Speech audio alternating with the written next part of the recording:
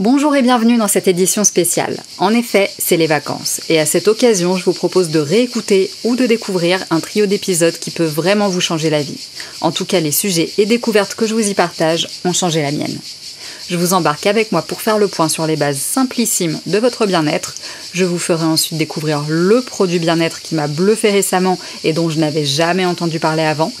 Et pour finir, une formule magique qui peut vous être d'une très grande aide à la rentrée. Allez, c'est parti. Aujourd'hui, je vais vous parler de ce dont j'ai pris conscience en 2023 et que j'ai décidé de changer pour moi et mon bien-être. J'ai personnellement vécu une année 2020 pas évidente suite à quelques événements personnels inattendus et qui s'est achevée avec l'impression de devoir tout recommencer à zéro. Je commençais donc 2021 avec une page blanche, ce qui peut paraître effrayant ou excitant, et j'ai choisi que ce serait excitant. Parce que ce nouveau départ, je le méritais et finalement j'en avais besoin. J'ai décidé que mon bien-être devait être l'épicentre de ce nouveau départ un peu forcé, parce que j'avais déjà compris que c'était la condition unique pour être la meilleure version de moi-même. Ça peut paraître un gros chantier, mais en réalité, le bien-être, au sens où je l'entends à présent, il repose seulement sur 3 piliers. L'hydratation, le sommeil et l'alimentation. Mais le bien-être, finalement, qu'est-ce que c'est ? Selon moi, c'est l'harmonie entre notre santé physique, mentale et émotionnelle. J'ai pu identifier personnellement que 3 piliers le soutiennent incontestablement. L'hydratation, le sommeil et l'alimentation. En chef de file, l'hydratation. En effet, elle va bien au-delà de simplement étancher la soif puisqu'elle a le pouvoir de réguler notre énergie, de maintenir notre équilibre hormonal et donc nos humeurs. La déshydratation, même légère, peut entraîner fatigue, maux de tête et altérer notre humeur, ce qui a un impact direct sur votre journée. Pour améliorer l'hydratation, gardez une bouteille d'eau à portée de main et personnalisez-la avec des fruits pour une saveur plus agréable par exemple. Et si vous les consommez plus facilement, n'hésitez pas à vous faire du thé et des tisanes au long de la journée. Personnellement, j'ai du mal à boire de l'eau, comme beaucoup de gens vous me direz. Du thé et des infusions sans problème, mais de l'eau pas tellement. Je débute donc chaque journée avec une bouteille neuve ou une gourde d'1 litre que je m'impose d'avoir terminé à la fin de ma journée, en plus des autres boissons, thé et infusion donc, quitte à me taper un cul sec de l'enfer vers 17h quand je me rends compte que je n'en suis qu'à la moitié de ma bouteille. Juste derrière, le sommeil, parce que c'est bien plus qu'une simple période de repos. Ces cycles influent directement sur notre récupération physique et mentale. Un sommeil régulier joue de façon évidente un rôle crucial dans la gestion du stress et des émotions. Pour favoriser un meilleur sommeil, créez une routine relaxante avant le coucher et veillez à un environnement propice au repos. Par exemple, plus d'1 heure avant de me coucher, je baisse l'intensité lumineuse de la pièce dans laquelle je me trouve. Un autre petit conseil, qui a changé beaucoup de choses pour moi, ne restez pas dans votre lit quand vous ne dormez pas. Ça envoie un message important à votre cerveau. Le lit est fait pour dormir, donc pour chiller, direction le canapé. Par ailleurs, n'oubliez pas que prendre soin de son cocon, c'est prendre soin de soi. Quelques petits exemples. Investissez dans de nouveaux draps. Pensez à retourner son matelas 2 fois par an, bien aérer sa chambre le matin, c'est un peu la base. Mon dernier conseil, vous l'aurez sûrement déjà constaté. Certaines odeurs peuvent aider à la relaxation et au lâcher-prise. Soit parce que vous les trouvez personnellement réconfortantes, soit pour leurs propriétés, comme les huiles essentielles de lavande vraie ou de lavande fine, considérées comme un somnifère naturel très puissant, ou encore celles d'orange douce et de bergamote qui sont des réconfortants émotionnels. Enfin, l'alimentation. Elle est le carburant de notre corps et notre esprit. Nos choix alimentaires impactent directement notre santé physique et mentale sur le court, moyen et long terme. Comprendre les nutriments essentiels comme les protéines, les glucides, les lipides, les vitamines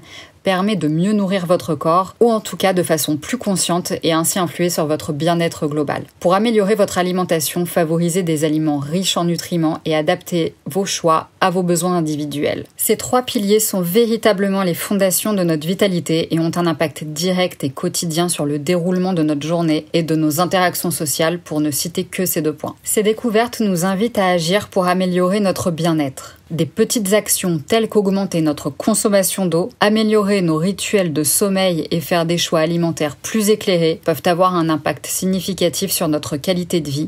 C'est simple et accessible. Ce type de changement profond peut prendre du temps et nécessite que vous soyez convaincu dès le départ du bien fondé et de l'intérêt de votre démarche puisque vous le faites pour vous. Personnellement, j'ai commencé à me poser les bonnes questions en 2021. J'ai pu mettre tout ça en application rapidement pour en constater les bénéfices tout aussi vite, ajuster mes actions à mes attentes et les pérenniser. Ainsi, avec 2 ans de découverte et d'ajustement, j'en récolte en 2023 les bénéfices. Un meilleur moral au quotidien, un meilleur rythme avec des journées plus productives et un système immunitaire indéniablement renforcé. Comme souvent, pour plus de détails, vous pouvez retrouver l'article lié à ce podcast sur mon site.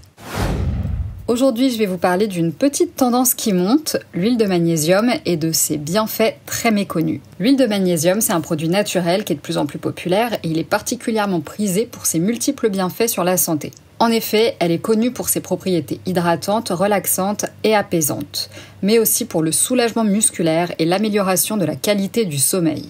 Dans cet épisode, je vous propose donc de découvrir ses utilisations et ses avantages. Commençons par parler des bienfaits pour la peau. L'huile de magnésium est reconnue pour ses bienfaits bénéfiques sur la peau. Grâce à ses propriétés hydratantes, elle aide à maintenir l'élasticité de la peau tout en réduisant l'inflammation.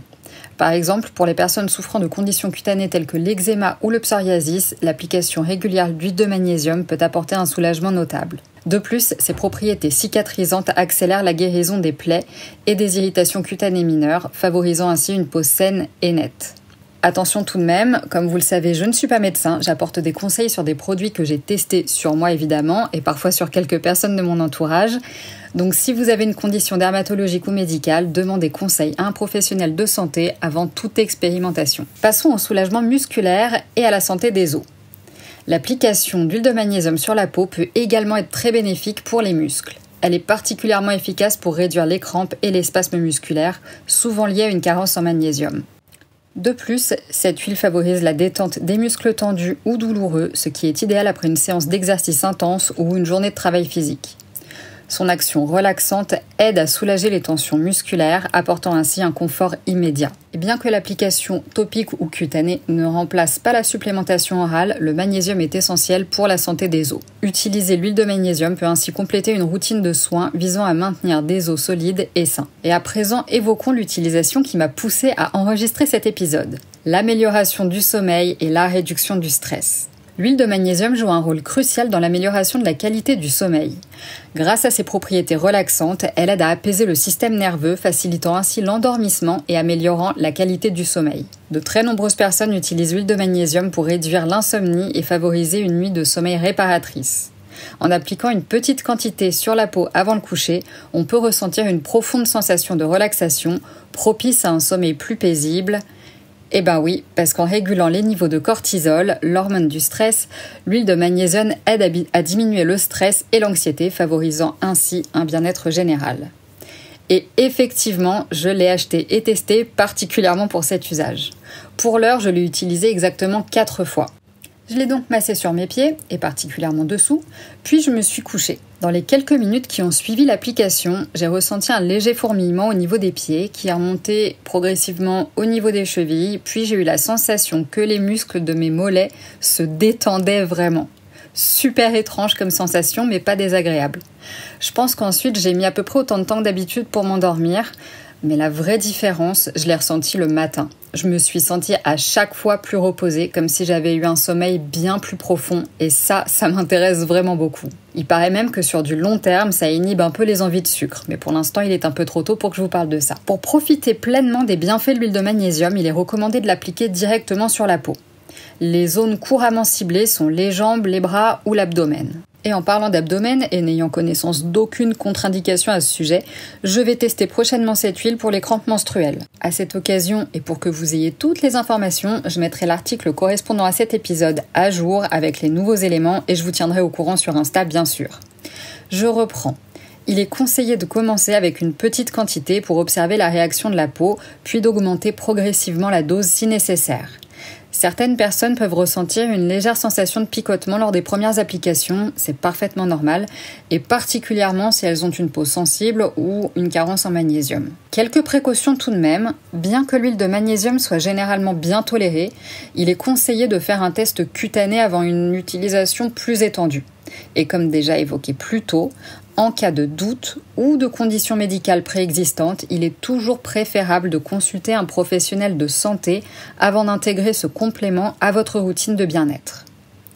En résumé, l'huile de magnésium est un véritable trésor de bienfaits pour la peau, les muscles et le sommeil. Intégrée à votre routine de soins, elle peut contribuer de manière significative à votre bien-être général.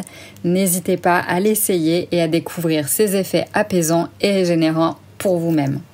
Si vous avez aimé cet épisode, retrouvez sur mon site l'article qui y est lié pour plus de détails et pour tout retrouver noir sur blanc.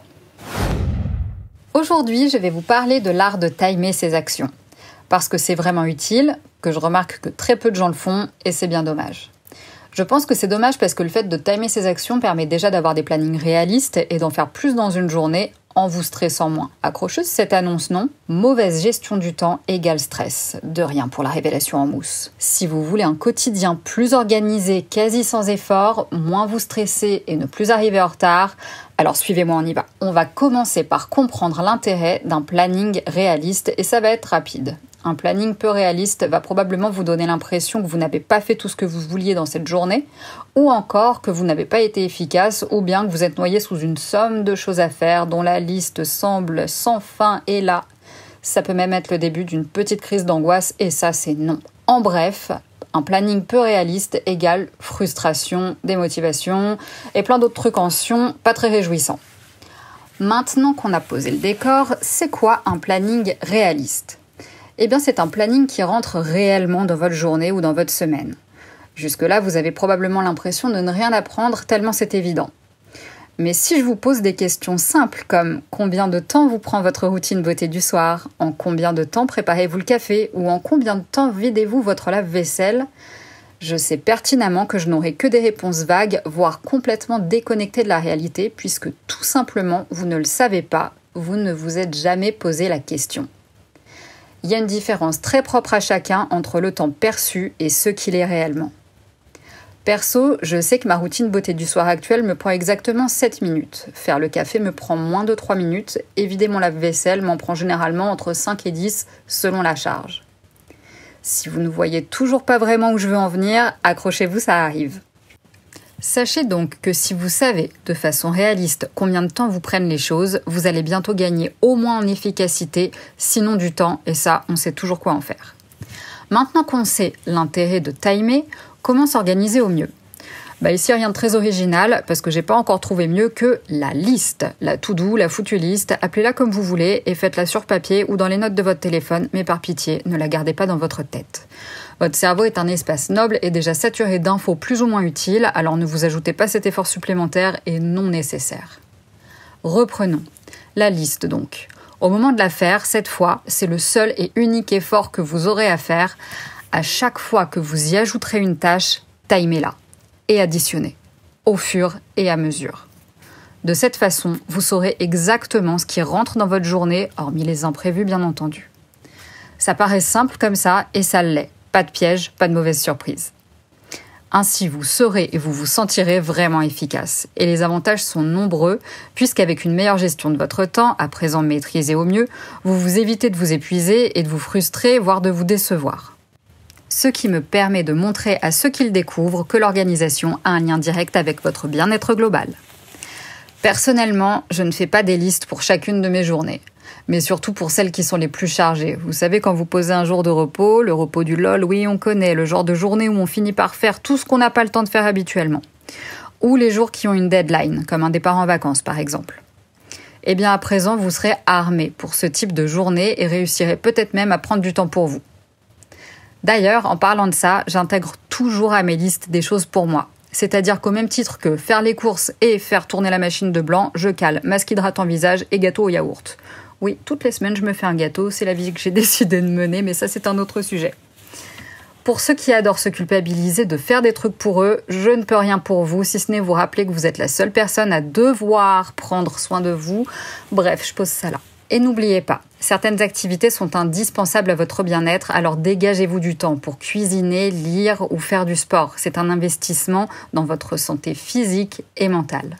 À force de pratiquer le timing, vous constaterez aussi que planifier vos actions vous évite de vous épuiser mentalement et peut vous aider à retrouver un rythme plus serein. La liste est un excellent support visuel et rien n'est gravé dans la pierre. Donc si un imprévu se présente, vous saurez d'instinct ce que vous n'aurez pas le temps de faire et pourrez rectifier le tir si possible et si besoin. Les semaines où j'ai un planning un peu serré et où j'ai fait des listes pour 3 jours de suite, ça m'arrive d'interchanger en cours de route des éléments des listes parce que ça m'arrange sur le moment et cette planification plus flexibilité me fait gagner en temps et donc en sérénité. Se faire des listes et des plannings, dans une certaine mesure, vous offre le luxe de prévoir du temps pour vous, d'anticiper, d'être flexible et de ne plus vous sentir noyé sous la somme de choses à faire. Avec un peu de chance, et si vous êtes ce type de personne, vous réussirez peut-être à ne plus être en retard. Laurine, si tu m'écoutes, Comme souvent, pour plus de détails, vous pourrez retrouver un article lié à cet épisode directement sur mon site. Merci d'avoir écouté cet épisode. Si ça vous a plu, inscrivez-vous à ma newsletter gratuite Self Care Club, un rendez-vous court et hebdomadaire où j'aime partager 2 choses qui ont embelli ma semaine, parfois des idées, des recettes, des lectures, des conseils. Je vous laisse le lien dans la description de l'épisode. À très vite.